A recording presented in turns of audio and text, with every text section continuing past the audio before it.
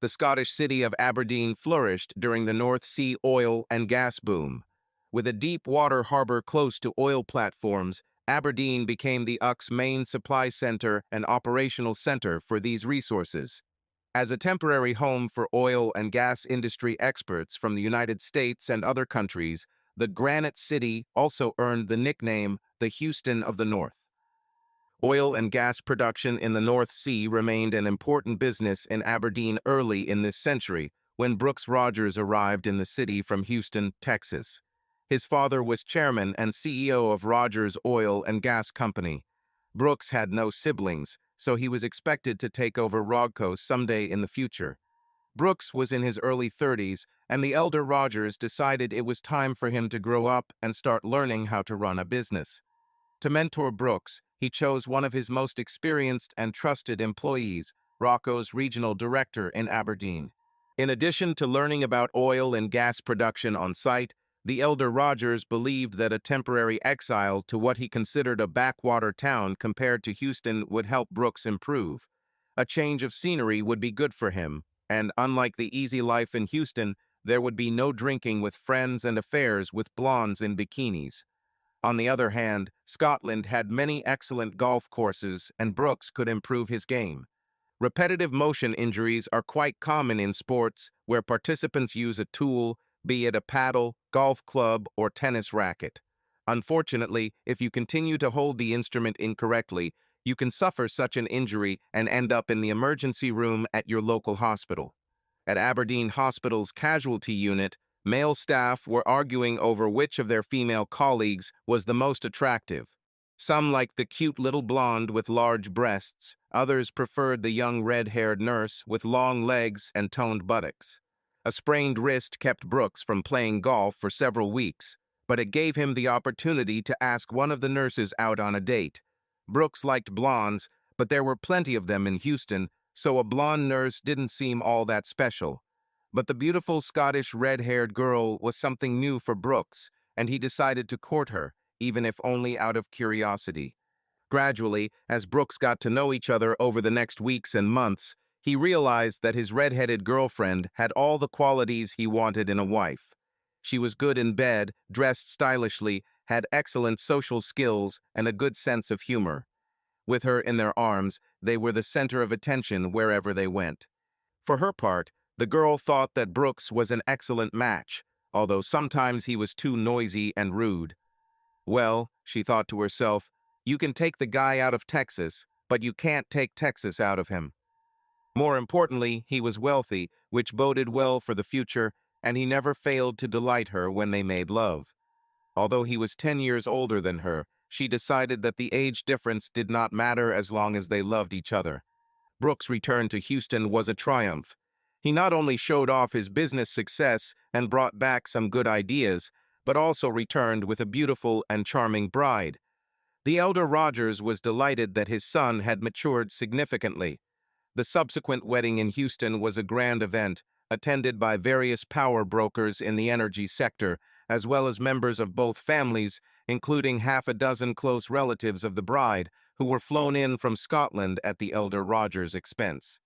The bride's mother was a widow, so her older brother led her to the altar. August is the hottest month in Houston. It was a Friday afternoon, and despite the heat, she expected her husband to play a round of golf with friends, work up a sweat, and then quench his thirst at the club after the game. Their two young sons, Donald and Douglas, were at summer camp, so she had some free time. Perhaps it would be worthwhile to do the small chores that the maids did not do, and then relax by the pool with a cold drink under the shade of an umbrella. She was annoyed with herself for getting to the hospital before she remembered that she had switched shifts with Loretta and had the day off. If there was a lot of work at the hospital, she would have stayed to help, but today it was quiet. Perhaps the situation will change and become busier in the coming months if President Obama's health care reform has an impact. In Texas, people were still getting used to the fact that they had a black president, and she tried not to participate in conversations about political topics. When she opened the door to their apartment, the air conditioner hummed quietly, but the alarm was silent. Maybe Brooks didn't go golfing. She checked the spacious living room, but didn't find him there. As she was about to leave, she turned towards the kitchen when she suddenly noticed women's sandals near the coffee table. This unfamiliar object flashed into her field of vision, immediately aroused her suspicions. She hurried to the bedroom, praying to herself, "Let this not be what I think about." But her prayer remained unanswered. Opening the bedroom door, she found Brooks eagerly having sex with Dolores Dee Dee Darrington, the curvaceous blonde next door. No one could say for sure where her nickname Dee Dee came from, whether it was from the alliteration of her name or because of the size of her breasts. The lovers' clothes were scattered on the floor. They were both kneeling on the huge double bed, facing the door. His left hand held her huge breast tightly as he moved in rhythm. For a moment, all three stood frozen, staring at each other in a state of shock. In the silence that followed, Brooks nervously moved away from Dee Dee, who hurriedly began to get dressed. When the shock finally subsided, she gathered her strength and screamed at the blonde, who was already pulling on her dress. "Get out of here, Dee Dee, and don't come near my husband again, otherwise you'll regret it." She slammed the door behind her fleeing neighbor and turned to Brooks. "I can't believe you could do something like that, Brooks. What were you even thinking about? If it weren't for the children, I would have left. They are still too young, and I am not going to destroy the family just because you couldn't resist Dee Dee's breast. But I warn you, from now on you must behave perfectly. Rest assured, if this ever happens again, I will be gone so quickly that you won't see a trace." The Lake Club residential complex is rightfully considered one of the most prestigious gated communities in Houston. Buying the expensive TLC townhouse cost Brooks a small fortune, but it was part of the payback for the Dee Dee disaster. In the years that followed, Brooks tried to avoid serious conflicts with his wife, except for the question of where his sons would study. He insisted that they go to the same private school he was sent to as a teenager. In the end, his wife agreed, although she worried that staying at an elite school might develop a sense of superiority in boys. To avoid this, she tried to instill in them the values of caring for and helping others when they came home for the holidays. TLC included not only luxury townhomes and apartments, but also an 18-hole golf course designed by a world-renowned professional and a huge multi-level lakefront clubhouse with a swimming pool and tennis courts. The club had a variety of amenities: a pro shop, locker rooms, a spa, a cold plunge pool, the 19th hole bar, a cocktail lounge, a barbecue restaurant, and a fine dining restaurant with a chef. TLC had a strict security system. Visitors had to wait at the gate until cleared by a resident or senior staff member. All visits were carefully recorded dates and times. This data was confidential, but property owners could request extracts related to their residences. When the COVID-19 pandemic hit the country in 2020, she worked long hours in the hospital, wearing a protective suit, caring for the sick and dying. To avoid the risk of infecting her family, she lived for several months in temporary housing for medical workers near the hospital. At the time, her husband preferred to work from their home at TLC. As the CEO of a large service company, Brooks thought it wise to have a colleague deliver important documents directly to his home. Brooks became so accustomed to his new work routine that he chose to work from home even after the pandemic was quelled. With a golf course, bar, and restaurants within walking distance, he has become an ardent advocate of remote work, but only for senior executives. According to Brooks, everything was just great in his world. Unfortunately, the husband of the employee who carried the documents to Brooks was alarmed by this. Zach Appleton didn't understand why his wife, Barbie, was suddenly the only employee assigned to this job. Although his wife insisted that the boss had never behaved inappropriately with her, Zach decided to share his suspicions with Brooks' wife. It was not difficult for him to meet her at the hospital. She listened to him carefully and promised to sort it out. A few days later, while her husband was on a golf trip, she personally watched as her private investigator installed hidden cameras throughout their home. She also asked TLC security to provide data on visits to their home over the past 6 months. Along the town's main street, lined with boarded-up shops, was a cafe that was popular among the older residents of this small town in rural Aberdeenshire. Many shops were boarded up even before the COVID-19 pandemic as the city's young residents left in search of a better life. The cafe, due to its popularity among the older generation, continued to operate despite economic difficulties. It was deemed an essential business and continued to operate even during the pandemic, selling coffee, tea, cakes, and baked goods to takeaway for those who were still able to get around. With the pandemic quelled and annual vaccination programs introduced, almost all restrictions on socializing have been lifted. It was like popping the cap on a bottle of sparkling wine, and a stream of people poured into the cozy cafe, filling it to capacity with those who enthusiastically greeted and interacted with each other. That Saturday afternoon, there were almost no empty seats left in the cafe, but a strong, dark-haired man and a young, red-haired girl with a prosthetic arm sat alone at a table by the window, and no one disturbed them. "Do you mind if I sit down?" asked a well-dressed blonde with a cup and saucer in her hand. Tom looked up at the woman. Was it an American accent? She was in her early 40s, judging by her appearance. He glanced at his 10-year-old daughter, who shrugged indifferently and went back to eating her cake. "Please sit down," Tom said, standing up.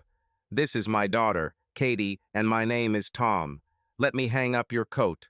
"Thank you," the woman answered, putting the cup and saucer on the table and handing Tom her light beige coat. "My name is Maggie."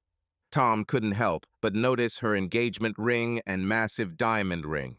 As her father hung his coat on the coat rack, Katie, still covered in cake cream, looked at Maggie curiously.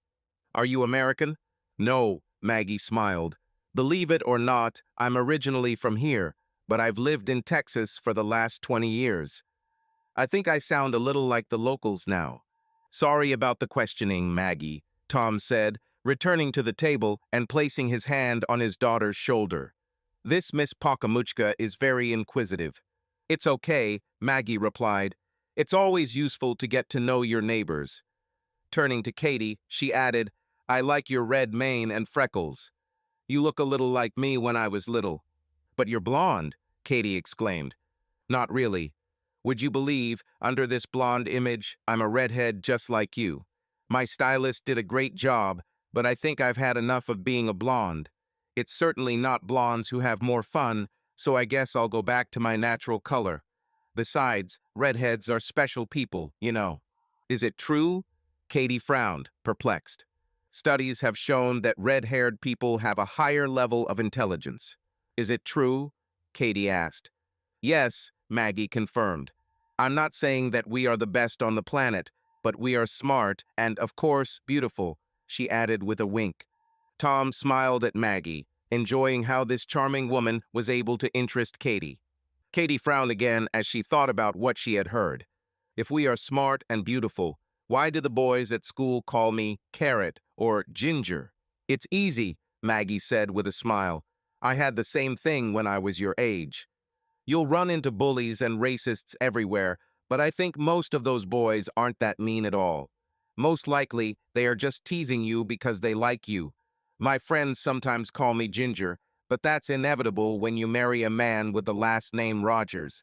Tom couldn't help but smile, although the joke about Fred Astaire's partner remained incomprehensible to Katie. "Well, I don't like it at all when they call me Claw," Katie said, her voice slightly pouty. "It's not very nice," Maggie agreed, "but it's a pretty powerful image if you remember the Toy Story cartoons." Glancing at Katie's prosthetic arm, she added, "It's no wonder someone came up with such a nickname. You have an active compression prosthesis, which is good for grasping and holding things." "How do you know so much about prosthetics, Maggie?" Tom asked. "I'm a nurse by profession," she answered. "I worked in a hospital and often came across such devices." "In Texas?" Tom clarified. "Yes," Maggie confirmed. "In addition to this, my husband's company supports a charity that I helped create. It's called Strangers of Southeast Texas. We collect donations to help people who need new prosthetics." "They help people like me?" asked Katie. "That's what they work for," Maggie answered. "This is the so-called restorative assistance. They not only pay for prosthetics, but also provide specialists who teach people how to use these devices and cope with everyday activities." I wish I could have one of those new hands, Katie said dreamily. You're probably old enough to get the newest hand, Maggie said, glancing briefly at Tom, but they're pretty expensive. We'll have to wait and see what the future brings. Tom was grateful for Maggie's gentle approach, which did not raise Katie's expectations, and he took the moment to change the subject. So when are you going back to Texas, Maggie? He asked. I haven't thought about it yet, she replied. I live with my mother and took a break to think, so maybe I'll stay here for a while. In that case, we'll probably see each other again, said Tom. It was nice talking to you, but we have to go. On Saturdays, we like to go for a walk if the weather permits, so it's time for us to go for a walk. They said goodbye, and as Tom and Katie were leaving, Maggie waved goodbye to them, using the typical American farewell. Have a nice day. Maggie didn't learn much about Tom and Katie from their brief conversation, but she did have her own secret service, her mother. Her mother, Anna Mackenzie, was until recently the headmaster of a local primary school. Anna knew many children and parents in the town over several generations. She was now enjoying a well-deserved retirement, but still kept in touch with her former colleagues. In conversations with her mother, Maggie learned that Tom Robertson came from a working-class family. He paid his own way through college, found a good job on drilling rigs, and married his high school sweetheart. Katie was their only child and was born without one arm due to a rare pregnancy complication known as amniotic band syndrome. It was no one's fault, but Katie's mother became increasingly frustrated with her disabled daughter and her often absent husband. She cheated on Tom and eventually ran away with another man, leaving him alone with the child. Finding himself responsible for raising his daughter, Tom was forced to change jobs. His reputation as a hard worker and a hands-on worker helped him land a position managing supply chains for wind farms. Katie was recognized as an excellent student at her school, and her teacher told Anna that the girl was smart and well-mannered, even despite her disability, which sometimes made her life difficult. Tom's parents were early victims of the coronavirus pandemic, and their sudden deaths hit Tom and Katie hard. They had no other close relatives, so Tom relied on help from friends and neighbors to help care for his daughter. Anna remembered Tom as her student, and there was a lot of warmth in her memories. Katie seemed to have inherited many of her father's positive traits, she told Maggie. I remember Tom as a boy. He was polite and well-mannered. He was also good at sports and even played rugby in college. Well, he looks really fit now, Maggie replied, which made her mother smile. In the weeks that followed, Maggie ate out frequently and met up with Tom and Katie more than once, sharing pleasant conversations about how they spent their time and things to do in the area. It was obvious that Katie had become attached to Maggie. Tom also enjoyed communicating with her and looked forward to every meeting. He also couldn't help but notice that her beauty attracted him. Maggie soon became part of their Saturday walks. Tom knew many hiking trails near the city, and they always dropped Maggie off at her mom's after their hikes. One day, Anna insisted that Tom and Katie come to her for tea after one of their walks, as she was watching them return.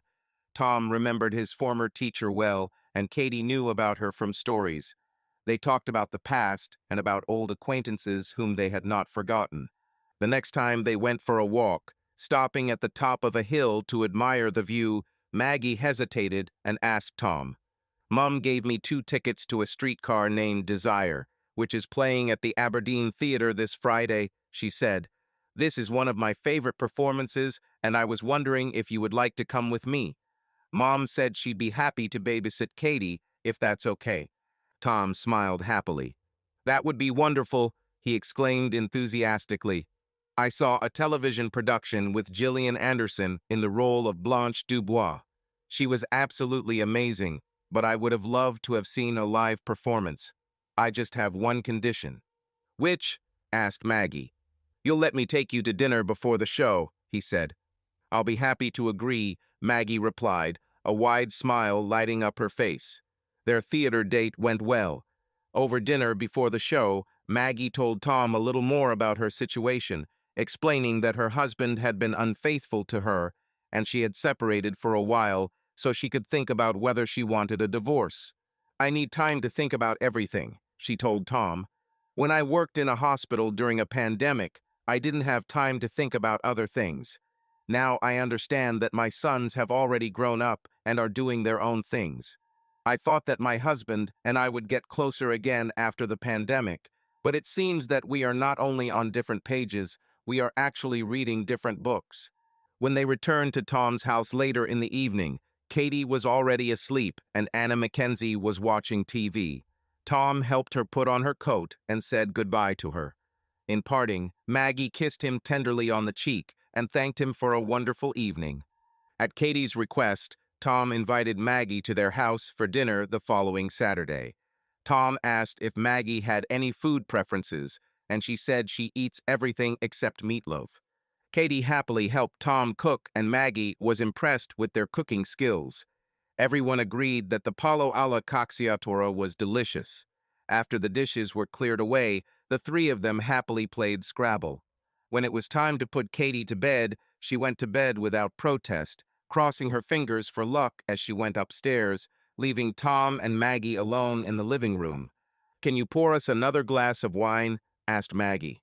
"Of course," Tom replied, pouring them both more wine. "Now sit next to me," she said. "I want to ask you one question." "Okay," he said, sitting down on the sofa next to her. "Ask." "First, I'll tell you a little about how I ended up here," she began. "I worked as a nurse in Aberdeen before I met my husband. I think you could say he blew me away. Being young and inexperienced, I was blinded by his wealth and charisma, and so, within a short time, I was living in Texas with a rich and handsome husband and enjoying the high life among his elite friends," Maggie continued.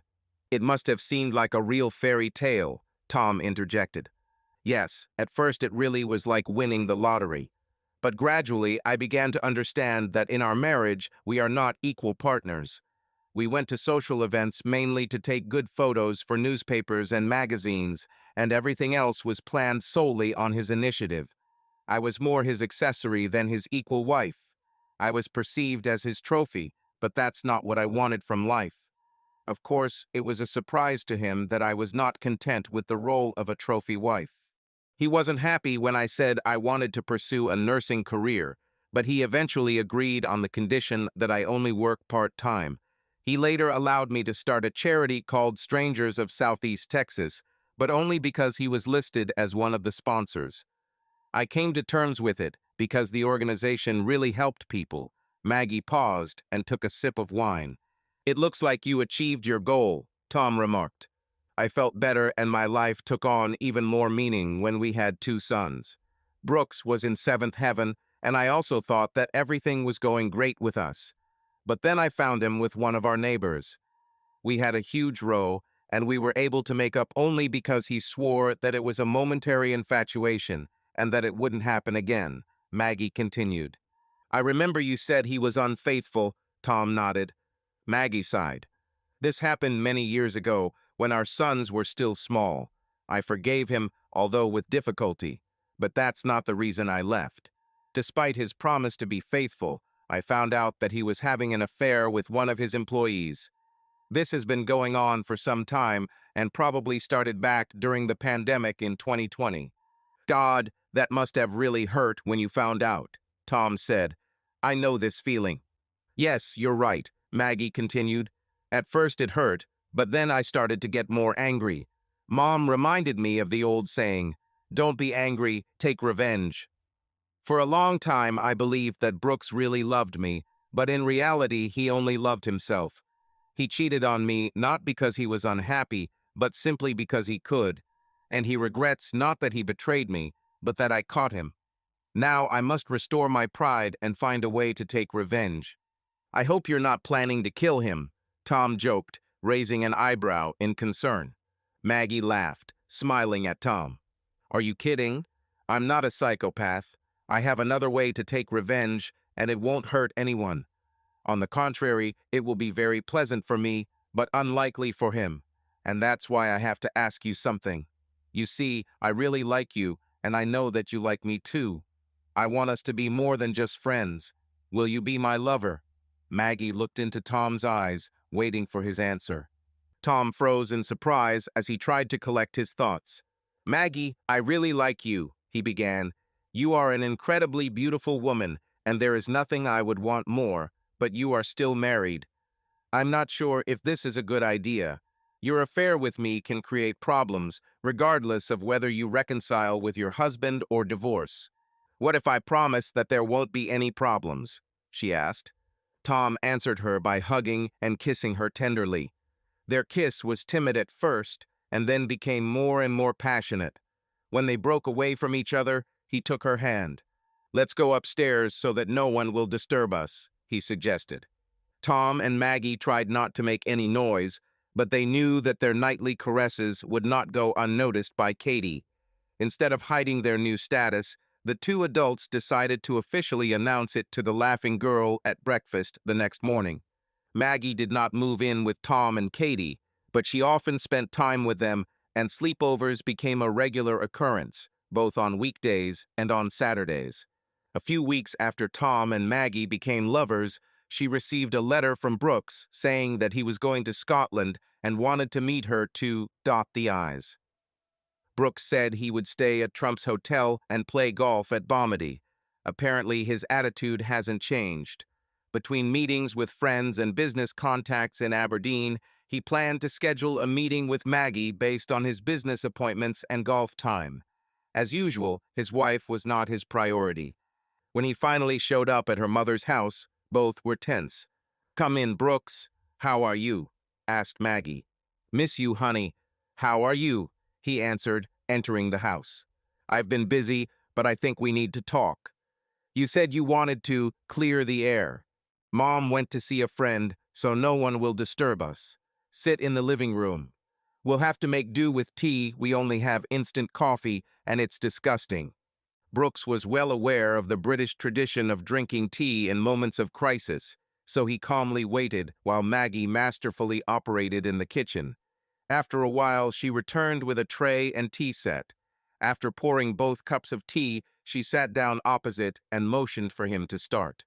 "First of all, I want to say that I am very sorry that I cheated on you," he began. "I gave in to temptation, and I hope you can forgive me. I've thought about everything that happened for a long time, but I still can't let go of this pain," she answered.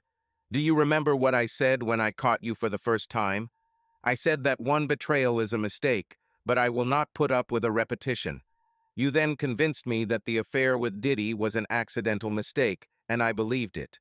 I even went so far as to change my image and become a blonde to diversify our personal life. But you can't tell me that dating Barbie was just a mistake. It was a long-term relationship, and I can't accept it. But you spent a lot of time in the hospital and working on your foundation." Brooks began to justify himself. "Don't put the blame on me, Brooks. Let's not deny the obvious. You were a good husband, but only when you didn't cheat. We had great years together and raised two sons that we can be proud of. But unfortunately, I don't want to be your wife anymore." "Is it because you have a new man?" Brooks asked, abruptly changing his tone. "How do you know this? Have you been following me?" Maggie asked, frowning. "No, but I heard that you are dating someone," he answered calmly. "Fine. I admit that I'm dating someone, so to speak," Maggie admitted honestly. "Honestly, I slept with him a few times, and I think we might have a future. You and I are no longer together, but we're still married, so I'm probably in a relationship right now, just like you and Barbie. So you're really going to move on, and we don't have a chance anymore?" "None at all?" Brooks asked, his voice sounding quieter and more tired. "Unfortunately, yes, Brooks," she said softly but firmly. "I think it would be better if we came to a peace agreement and divorced without too much drama. I don't claim any share in the family business, so don't worry. I know that in due time you will hand over the company to our sons, but I have contributed to your success over the years and have been a good wife and mother. I have an idea of what is fair for both of us, and I will offer it through lawyers. If you agree to the terms I offer, we can remain friends and not ruin our relationship as parents." Brooks shrugged, resigned to the inevitable. "I'm sorry it came to this, Maggie. I guess I'll just wait until I hear from your lawyers," he replied, seeming to give up. On Saturday, a month after meeting Brooks, when Maggie, Tom, and Katie were taking another walk in the surrounding hills, Maggie decided to share the good news with them. "If your father doesn't mind," Maggie began, turning to Katie, "I have arranged for you to receive a new next-generation prosthetic arm called Andy. It uses an advanced neural system that connects to the nerves and allows the brain to control the hand. You'll be able to move your hand, control your fingers, feel touch, and even adjust your grip strength." Katie screamed with joy, her eyes sparkled, and tears of happiness appeared on her cheeks. She rushed to hug Maggie with a wide smile. Tom, however, remained a little reserved. "But you know we won't be able to afford it," he said quietly, frowning. "Don't worry, it won't cost you a penny," Maggie replied, smiling over Katie's shoulder. "My friends at Strangers of Southeast Texas want to cover all expenses." "That's incredibly generous," Tom said, finding it hard to believe his ears. "I can't believe it, but if it's true, it would be amazing for Katie." "Thank you very much. Are we going to Texas to get my new arm?" Katie asked, looking at Maggie with worry. "There are prosthetic specialists all over the world, and some preliminary work can be done here in Scotland," Maggie explained.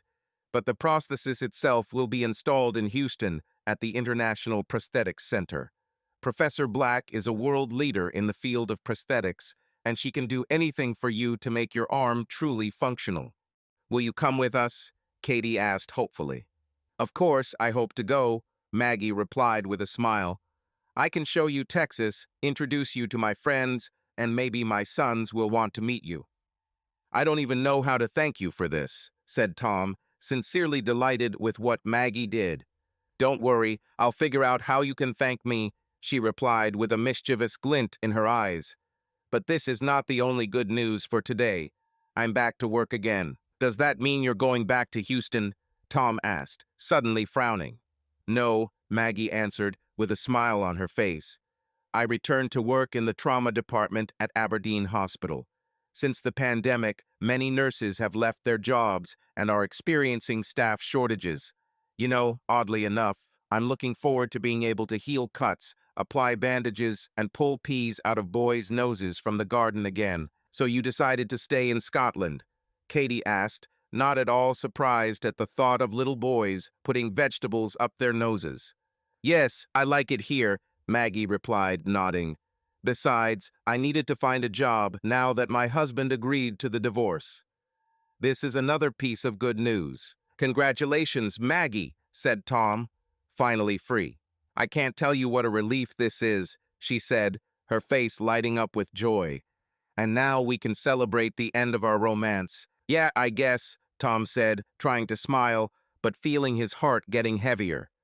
"Let's finish our walk, and then Katie and I will treat you to fish and chips." Later that night, as Tom and Maggie lay in bed after their tender caresses, Maggie turned to him and asked, "I thought you should have been happy for me, but you seem distracted. What's bothering you?" "No, I'm happy for you," Tom answered. "I'm just a little overwhelmed by all the changes that await us." Tom has just returned from another game of the local amateur rugby club.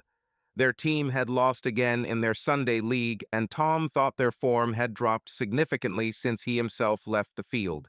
Sometimes he felt like he had hung up his boots too early, but he also knew many players who didn't leave on time and ended up with serious injuries. Tom didn't regret this decision. He needed to take care of Katie, and the last thing she needed was a father on crutches or with some other problems. The doorbell rang, and Tom thought that maybe Katie had forgotten her keys again. But when he opened the door, he was surprised to see Anna Mackenzie on the threshold. "Hi, Tom," she greeted. "I know that Katie is with a friend right now, and I thought you might be able to give me a few minutes." Tom immediately realized that this was a polite way of saying, "We need to talk." He had been expecting this to happen for a long time, especially after his relationship with Maggie began to decline. Ever since that Sunday when Maggie told him that their affair was over, he had tried to avoid her and not respond to her messages. Tom was very depressed about the breakup, but he also saw that Katie was very worried and was probably still in touch with Maggie. "Of course, Mrs. Mackenzie," he answered politely. Please come in. Let's not be so formal, Tom, she replied. Call me Anna, as before. Anna Mackenzie settled down in the living room while Tom prepared tea in the kitchen. As they both sat over a cup of tea, Anna finally got to the main question. Tom, tell me, do you like my daughter? Yes, I like her very much, Tom answered without hesitation. In that case, I think there is some kind of misunderstanding, she continued. I don't know what you're talking about, Tom said, frowning. Maggie decided to end our affair, and as she put it, she managed to take revenge on her husband. She bought Katie a new prosthetic arm, and after that our romance ended. Did I buy you? Anna was surprised, not understanding. Yes, that's exactly how I took it, Tom answered. She offered to pay for a prosthesis for Katie, and after that she decided to end our relationship. I feel like she did this as some kind of payment for the time she spent with me. Anna sighed and shook her head. Tom, I thought you were a smart boy when you were at my school, but perhaps I overestimated your insight. You just don't see what's happening right in front of you. What do you mean? Tom asked, frowning even more. To be honest, I don't understand what you're getting at. Let me explain, Anna said. First of all, you have to understand one thing about Brooks Rogers. He is a successful and smart person, but he does not like to lose.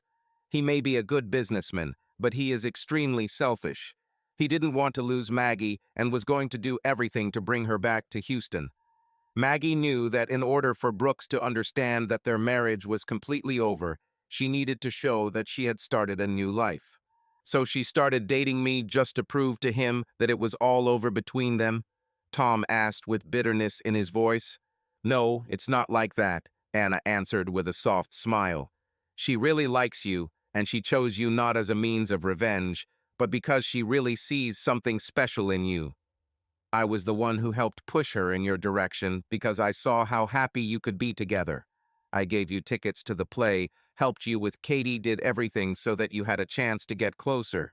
Tom looked stunned. So, all this was not manipulation, he asked. Of course not, Anna answered firmly. I wanted Maggie to feel like she had a future where she could be happy. Her relationship with you was not some kind of plan or calculation. These were real feelings. Tom, Maggie really was with you because she likes you, Anna continued. She needed Brooks to understand that they no longer had a chance. Yes, I helped her show him that she was moving on, but that doesn't mean she was using you. If you could see how she talks about you, how her eyes light up when she mentions you and Katie, you would understand what you mean to her. Tom felt something shift inside him. He realized that his understanding of the situation was too simplistic. But she said we were celebrating the end of our romance, he said, still confused. You just didn't hear what she was trying to say. Anna looked at him softly but seriously. She talked about the end of secret meetings, the end of your illegal relationship, because now she is free. Maggie didn't want to end your relationship. She wanted to give it new life. She wants to be with you, not as a lover, but as someone with whom she can build a real future. She's afraid that you won't want to be with her because you think she's too old for you. Tom sat in silence, realizing how wrong he had gotten it all. So I was an idiot, he said, smiling bitterly. Anna smiled. You said it yourself, but I believe that you can still make things right. Katie and I have already spoken, and she will be at my house. I think you and Maggie need to have a serious conversation. I'll take Katie shopping, and you use this time to decide what you want. Tom looked at her gratefully, although inside he still felt a mixture of joy and confusion. Anna finished her tea and stood up, heading towards the exit. Remember, Tom, sometimes life gives us a second chance. The main thing is not to miss it. Tom stood in front of Anna's door, gathering his thoughts before knocking. He knew he had a lot to discuss with Maggie, and he was afraid that he had already lost her trust. But now that he knew the truth, he couldn't let fear stop him. The door opened and Maggie appeared on the threshold. She looked surprised but happy. Volume, what are you doing here? I came to talk, he said quietly. I need to explain something and understand something. Maggie stepped back to let him inside. They both sat down in the living room and Tom began. Maggie, I realized that I was a complete fool. When you said that we should end our romance, I misunderstood you. I thought you were just using me to get a divorce from Brooks. I thought it was all just part of the plan. Maggie frowned as she listened to him. Did you really think that? She asked, and there was a mixture of pain and disappointment in her voice. Yes, and I regret it, Tom continued. I didn't want to believe that this was so, but fear took over. And I didn't see what was right in front of my eyes. Anna helped me understand that you didn't want to end our relationship. You wanted to start them over, right? Maggie nodded, her face softening. Yes, that's right. I tried to tell you that now that I'm free, we can be together for real. Without any secrets, without guilt. I wanted us to have a chance at a future, but I felt like you didn't want that. Tom sighed heavily and took her hand. Forgive me, Maggie. I was blind and too afraid to admit the truth. But now I know one thing. I want to be with you. I want a real relationship, not some temporary one. I need you, and Katie adores you too. Maggie smiled, and tears of joy welled up in her eyes. Tom, I want this too. I love you, and I love Katie. I want to be a part of your life, she said, squeezing his hand.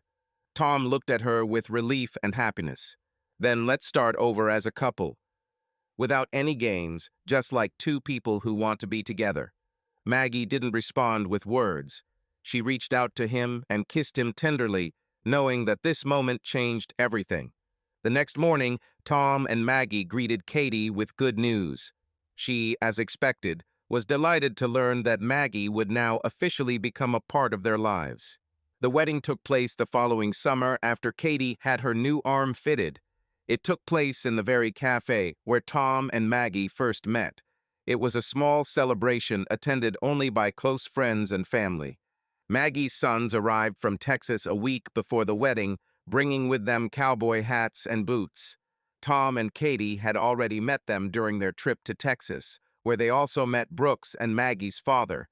Everyone was a little tense, but the tension quickly eased when Katie joked that she now has a hand from the Texas experts. The wedding day passed in an atmosphere of joy and love. Maggie looked stunning in her white dress with her red locks, while Katie, her flower girl, was also the center of attention. After the wedding dinner, Scottish dancing began, and everyone had fun celebrating the start of a new chapter in the lives of Tom, Maggie, and Katie. At the end of the celebration, Katie took the floor. With a smile and sparkles in her eyes, she said, I want to thank my new mother for making me happy and giving me my new hand. And thanks to my grandmother for teaching me how to use it.